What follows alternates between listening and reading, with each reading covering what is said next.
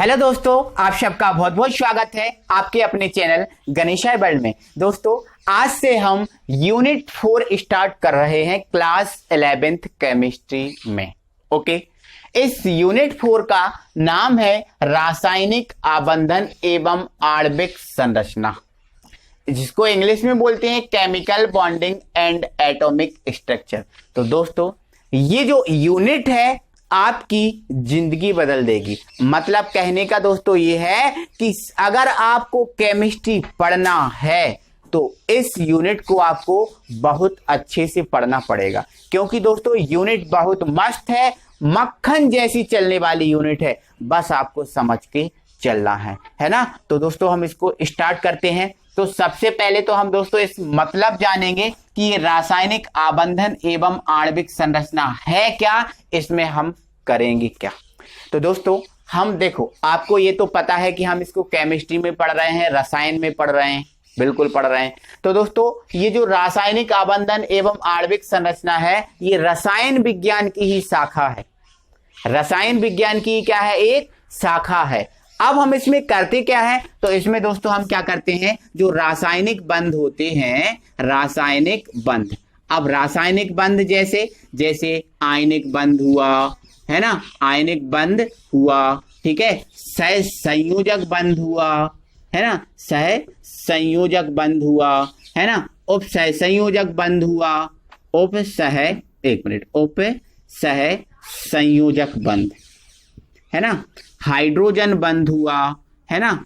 इन सभी बंधों का हम दोस्तों अध्ययन करेंगे इसमें एक एक करके, है ना। और ये जो बंध हैं वो कैसे बनते हैं, है ना, इनकी क्रिया विधि क्या है, ये बंध बनेंगे किस में बनेंगे, कौन से अणु में बनेंगे, कौन से यौगिक में बनेंगे, इन सब चीजों को हम पढ़ेंगे इस यूनिट में, है ना। तो क्या है, ये रासायनिक आबंधन एवं आणविक संरचना रसायन विज्ञान की ही एक शाखा है, जिसमें रासायनिक बंधों का अध्ययन करते हैं एवं इसकी क्रिया विधि का अध्ययन करते हैं। तो ये चीजें तो हमें पढ़ना है, तो इसको हम पढ़ेंगे बाद में, लेकिन पहले इससे पहले हमें कुछ छोटी छोटी चीजों की आवश्यकता पड़ेगी।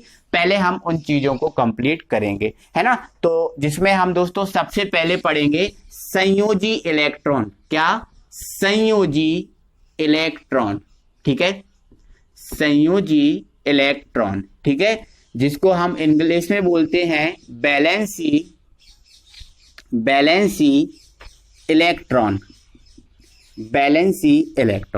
ठीक है। तो ये बैलेंसी इलेक्ट्रॉन, संयोजी इलेक्ट्रॉन क्या होता है उसको पता करना है। तो दोस्तों हमें संयोजी कोष मतलब संयोजकता कोष को पता करना पड़ेगा कि पहले संयोजकता कोष क्या होता है, और संयोजकता कोष में जो इलेक्ट्रॉन होंगे उसे हम कहेंगे संयोजी इलेक्ट्रॉन, है ना। तो पहले हम संयोजकता कोष का पता करते हैं। तो दोस्तों आपको एक तो पता है, इतना तो पता है कि जो परमाणु होता है कुछ इस प्रकार से होता है, और इस परमाणु के चारों ओर कक्षाएं होती हैं।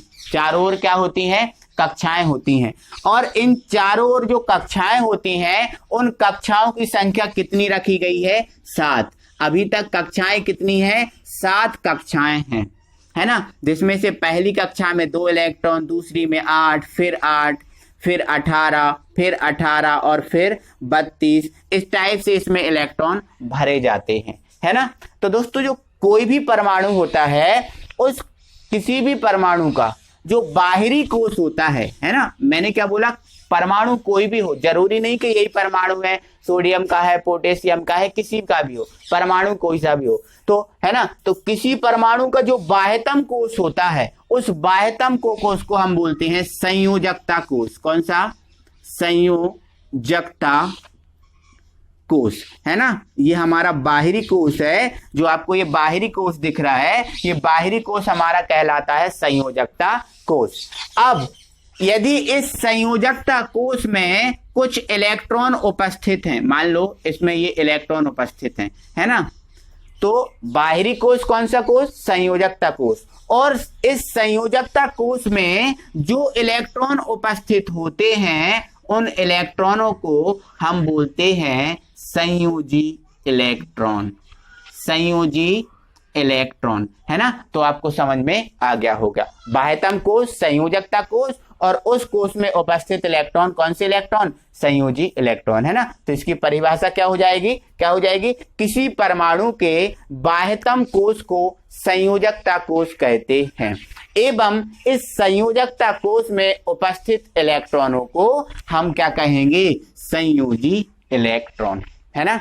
तो एक चीज तो आपको समझ में आ गई है ना।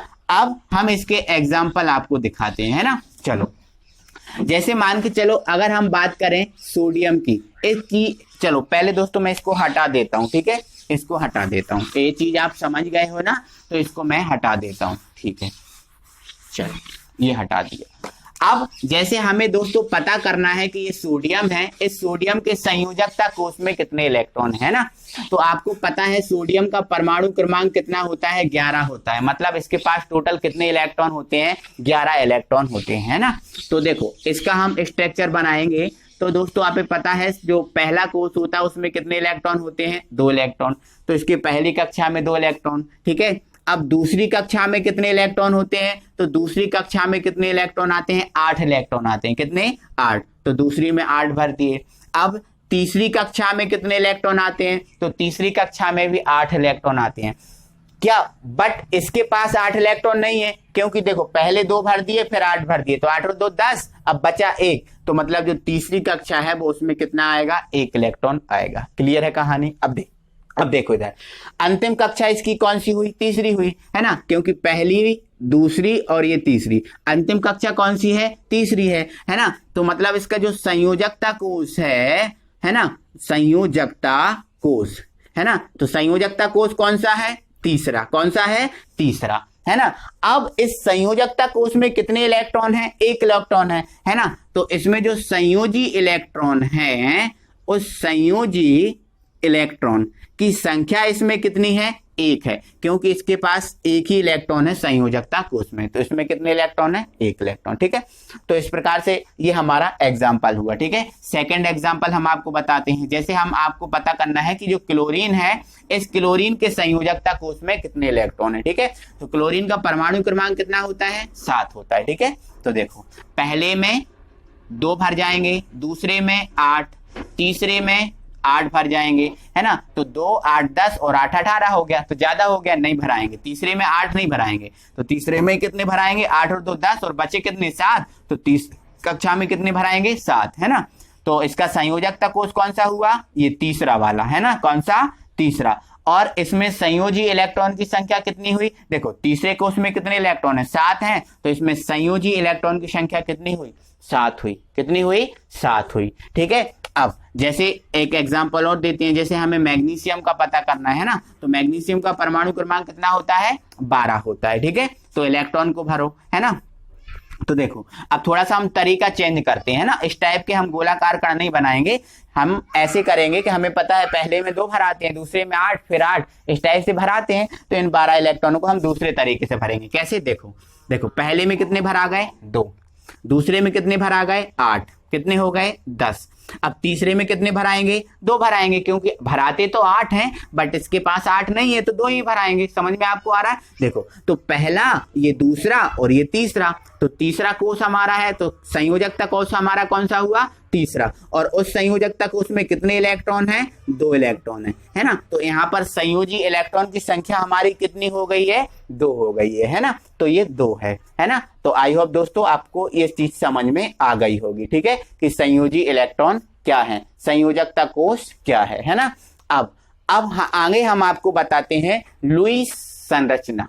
तो दोस्तों अब हम आपको बताते हैं लुईस प्रतीक, है ना। तो आपने संयोजी इलेक्ट्रॉन को सीख लिया है, तो अब ये वेरी इजी हो गया है ना। तो देखो क्या होता है, देखो किसी परमाणु के संयोजी इलेक्ट्रॉनों, क्या बोला उसने, किसी परमाणु, अब परमाणु कोई सा भी हो सकता है, sodium, potassium, magnesium, chlorine, oxygen, sulphur, 118 परमाणु है ना, इनमें से कोई सा भी परमाणु हो सकता है, ठीक है। तो किसी परमाणु के संयोजी इलेक्ट्रॉनों को, है ना, किसी परमाणु के जो संयोजी इलेक्ट्रॉन होते हैं उनको, किसी परमाणु के संयोजी इलेक्ट्रॉनों को उसके प्रतीक पर मतलब जैसे मान के चलो सोडियम के संयोजी इलेक्ट्रॉन हैं, तो सोडियम के प्रतीक पर मैग्नीशियम के संयोजी इलेक्ट्रॉन है, तो मैग्नीशियम के प्रतीक पर, है ना, उसके प्रतीक पर बिंदु के रूप में, किसके रूप में, बिंदु के रूप में, इस प्रकार से, ये बिंदु के रूप में ऐसे, है ना, बिंदु के रूप में दर्शाना ही लुईस प्रतीक कहलाता है। ठीक है, अब जैसे हम समझते हैं। ठीक है, अब दोस्तों जैसे मान के चलो हमें सोडियम का लुईस प्रतीक बनाना है ना, सोडियम का हमें क्या बनाना है, लुईस प्रतीक। तो बस क्या करना है, सोडियम के पास जितने भी संयोजी इलेक्ट्रॉन होंगे उसके ऊपर हम बिंदु के रूप में बता देंगे, तो हमारा वो लुईस प्रतीक बन जाएगा। देखो अब आपको पता है सोडियम का परमाणु क्रमांक कितना होता है, 11 होता है। ठीक है, मैं यहां समझाऊंगा, है ना। तो पहले में 2, दूसरे में 8, तीसरे में 1, है ना। अब अंतिम कोश संयोजकता कोश होता है और अंतिम कोश में कितने इलेक्ट्रॉन है, 1, है ना। मतलब सोडियम के पास कितना इलेक्ट्रॉन है, 1 इलेक्ट्रॉन है। कौन सा इलेक्ट्रॉन, संयोजी इलेक्ट्रॉन। तो एक जो संयोजी इलेक्ट्रॉन है, तो देखो ये हमारा सोडियम और जो हमारा संयोजी इलेक्ट्रॉन 1 है, तो आप इसके ऊपर कितना बिंदु लगा दोगे, 1 बिंदु लगा दोगे, तो ये हमारा सोडियम का क्या बन जाएगा, लुईस प्रतीक। अब हम मैग्नीशियम का बताते हैं। तो मैग्नीशियम का परमाणु क्रमांक कितना होता है, 12। तो पहले में 2, दूसरे में 8 और तीसरे में कितने, 2। मतलब इसके पास संयोजी इलेक्ट्रॉन कितने हैं, 2 हैं, है ना। तो मैग्नीशियम के ऊपर हम कितने बिंदु लगा देंगे, 2 बिंदु लगा देंगे, तो ये हमारा मैग्नीशियम का लुईस प्रतीक बन गया। क्लोरीन का बना लो, है ना। तो क्लोरीन का परमाणु क्रमांक 17। ठीक है, तो पहले में 2, दूसरे में 8, तीसरे में 7। मतलब इसके पास संयोजी इलेक्ट्रॉन कितने हैं, 7 हैं, है ना। तो जो क्लोरीन है उसके ऊपर हमें कितने बिंदु बनाना है, 7, है ना। तो देखो 2 हमने ऊपर बना दिए, है ना, 2 हमने इधर बना दिए, 2 हमने इधर बना दिए और 1 हमने इधर बना दिया। ठीक है, तो 7 हो गए। तो ये क्लोरीन का क्या हो गया, लुईस प्रतीक हो गया। अब हम ऑक्सीजन का बताते हैं, 8 होता है और इसका 9 होता है। ठीक है, तो देखो इसका 8 होता है, तो पहले में 2 और दूसरे में 6, है ना। तो इसमें अंतिम कोश में कितने इलेक्ट्रॉन है, 6। तो ऑक्सीजन के ऊपर हमें 6 बिंदु बनाना है। ठीक है, ये ऑक्सीजन हुआ, 2, 4 और 2, 6। तो ये ऑक्सीजन का लुईस प्रतीक हो गया। फ्लोरीन का बनाना है, तो पहले में 2, दूसरे में कितने, 7। तो फ्लोरीन के ऊपर हम कितने बिंदु लगा देंगे, 7, है ना। ये 2, 4 और 2, 6 और ये 7, है ना। तो आप कहीं भी 1 लगा सकते हो, ऊपर 1 लगा सकते हो, कहीं भी आप किसी प्रकार से ही बना सकते हो, आपको तो 7 बिंदु बनाना है। ठीक है, तो दोस्तों इस प्रकार से ये हमारा लुईस प्रतीक निकालते हैं। हमें किसी का भी, किसी परमाणु का यदि लुईस प्रतीक निकालना है तो कुछ नहीं करना है, जो उसके संयोजी इलेक्ट्रॉन हैं उन संयोजी इलेक्ट्रॉन को उसके ऊपर बिंदु के रूप में बता देना है, तो वो हमारा लुईस प्रतीक हो जाता है। तो आई होप दोस्तों कि ये चीजें आपको समझ में आ रही होंगी और कंप्लीट आप इनको कर लोगे। ठीक है, चलो दोस्तों अब हम पढ़ेंगे अष्टक नियम। अष्टक नियम, तो अष्टक नियम क्या होता है पहले उसको समझिए, है ना। तो दोस्तों पहले तो आप ये समझिए, आपको ये चीज पता है कि जो कक्षा होती है, कक्षाएं कितनी होती हैं, 7 होती हैं, ये चीज आपको पता है। और ये भी आपको पता है कि पहली कक्षा में 2, दूसरी में 8, फिर 8 और फिर 18, फिर 18, फिर 32 और फिर ये 32, ये क्रम आपका चलता है। ये कक्षाओं में इलेक्ट्रॉन भराते हैं। अब इसका मतलब क्या है, तो दोस्तों इसका मतलब यह है कि पहली कक्षा का अष्टक 2 में पूरा होता है, दूसरी कक्षा का 8 में, तीसरी कक्षा का 8 में, चौथी का 18 में, पांचवी का 18 में, छठवीं का 32 में और सातवीं का कितने में, 32 में। ये इनके अष्टक पूरे करने का रूल है ना। पहली कक्षा में 2 इलेक्ट्रॉन होंगे तभी अष्टक पूरा होगा, दूसरी कक्षा में 8 इलेक्ट्रॉन होंगे तभी अष्टक पूरा होगा। इस प्रकार से इनके अष्टक पूरा होते हैं। ये चीज आपको क्लियर हो गई होगी। ठीक है, अब हम अष्टक नियम पर आ जाते हैं। तो दोस्तों जो अष्टक नियम है वो अष्टक नियम 1916 में दिया गया था, सबसे पहले तो ये समझ लो। और ये 1916 में किसने दिया था, लुईस, किसने, लुईस एवं कौशल नामक, क्या, लुईस एवं जो कौशल नामक वैज्ञानिक ने इसको दिया था। किसने, लुईस नामक और कौशल नामक वैज्ञानिक ने दिया था ये नियम 1916 में। ठीक है, अब ये नियम क्या कहता है तो वो सुनो। तो ये नियम कहता है दोस्तों कि जब कोई परमाणु, क्या, जब भी कोई परमाणु, अब परमाणु कोई सा भी हो, है ना, जब कोई परमाणु अणु बनाता है, मतलब अणु का निर्माण करता है या फिर यौगिक का निर्माण करता है। किसका निर्माण करता है, यौगिक का निर्माण करता है ना।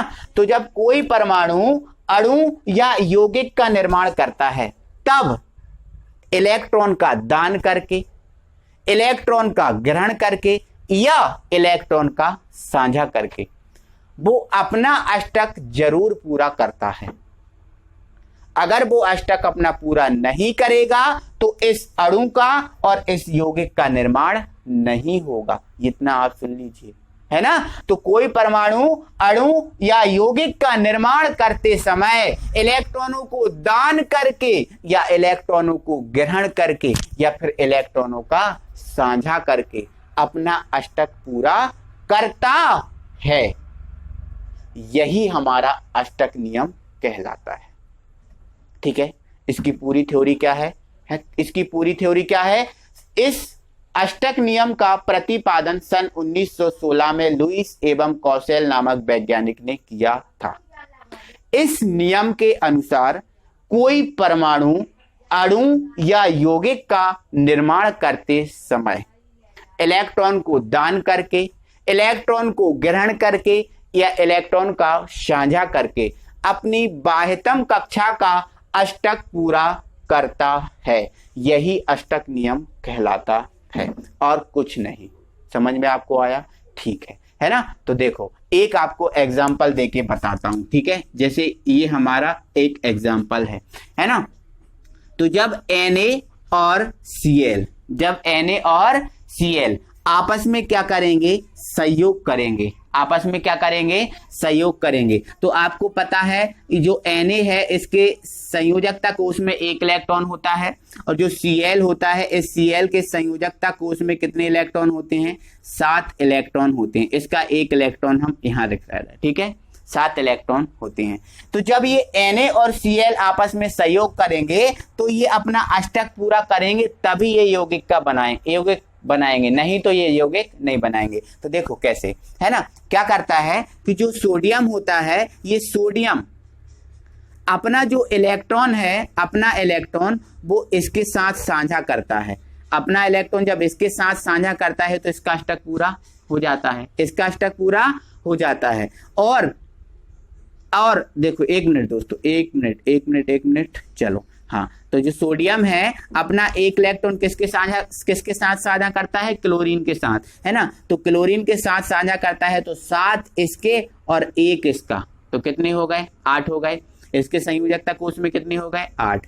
अब क्लोरीन क्या करता है? तो क्लोरीन क्या करता है? अपने 7 इलेक्ट्रॉन को इस 1 के साथ, इस 1 इलेक्ट्रॉन के साझा एक इलेक्ट्रॉन के साथ साझा करता है तो 7 और 1 इसका 8, है ना। तो इसका अष्टक भी पूरा हो गया। तो देखो इसका भी हो गया अष्टक पूरा और इसका भी अष्टक पूरा हो गया और इसका दोनों का अष्टक पूरा हो गया। तो आपस में सहयोग कर लेंगे और क्या बना लेंगे? ये NaCl बना लेंगे, है ना। तो इस प्रकार से दोस्तों ये कोई भी परमाणु जब अणु या यौगिक का निर्माण करता है तो अपना अष्टक पूरा जरूर करता है ना। तो यही हमारा अष्टक नियम है। तो दोस्तों आई होप कि ये चीजें आपको समझ में आ गई होंगी। तो दोस्तों फिर हम अगली वीडियो में फिर मिलेंगे आपसे, तब तक के लिए थैंक यू वेरी मच। और दोस्तों हाँ, अभी तक आपने हमारे चैनल को सब्सक्राइब नहीं किया है तो प्लीज चैनल को सब्सक्राइब करके बेल आइकन को ऑन कर ली। Thank you very much.